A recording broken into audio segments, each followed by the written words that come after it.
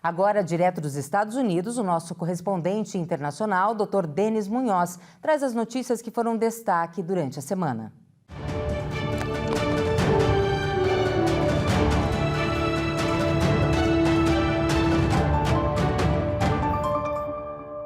Muito boa noite, Cristina. Muito boa noite a você, meu amigo e minha amiga, telespectador e telespectadora da Rede Mundial de Comunicação. Esse é o nosso boletim semanal com as principais notícias dos Estados Unidos. Vamos começar falando um pouco sobre dinheiro. Essa semana, o Fed, que é o equivalente no Brasil ao Banco Central, divulgou um novo aumento na taxa de juros aqui nos Estados Unidos. Essa notícia foi um tanto quanto inesperada, porque recentemente a inflação sofreu uma queda aqui nos Estados Unidos. Há um ano atrás ela girava em torno de 9,1% ao ano, agora gira em torno de 3% ao ano. E no último mês tinha caído de 4% para 3%. Então, uma boa parte do mercado aqui esperava uma manutenção ou uma redução da taxa de juros, mas não foi o que aconteceu. Nessa última reunião dessa semana aqui do Fed, foi anunciado um novo aumento na taxa de juros nos Estados Unidos, de 0,25. Isso aumenta a taxa de 5,25 a 5,50 ao ano.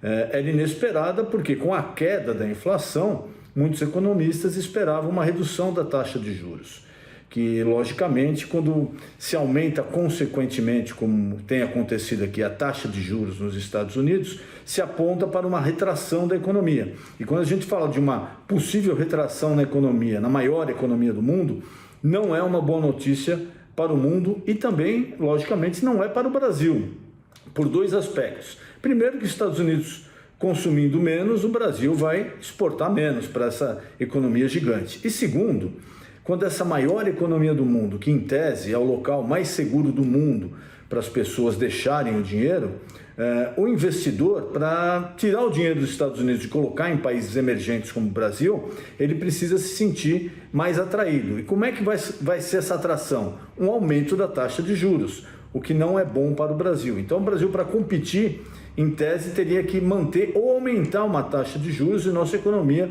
não está conseguindo fazer isso. Então, não é uma boa notícia nos dois aspectos, quer seja pela possível retração da maior economia do mundo, quer seja pelo um possível aumento da taxa de juros para manter os investidores aí no Brasil.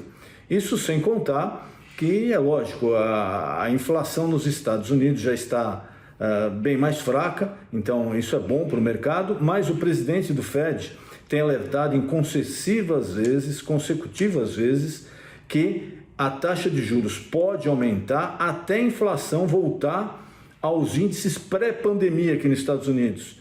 Então, ele já sinalizou com um possível aumento.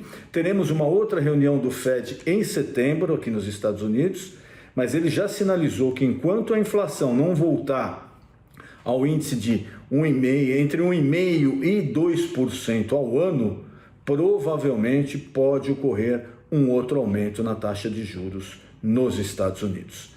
A onda de calor continua aqui, principalmente em estados como Texas, Arizona, batendo recordes sucessivos de temperatura, com sensação térmica chegando próximo aos 50 graus.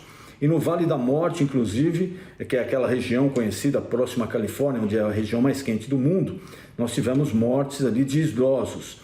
Inclusive, a temperatura chegou a 53 graus Celsius. É um recorde, mas não é um recorde mais recente. No começo lá de 1900, em 1912, nós tivemos 57 graus Celsius nessa região. Mas a onda de calor continua, dezenas de pessoas já morreram, principalmente idosos que requerem mais cuidados envolvendo calor e etc. E também a temporada de furacões.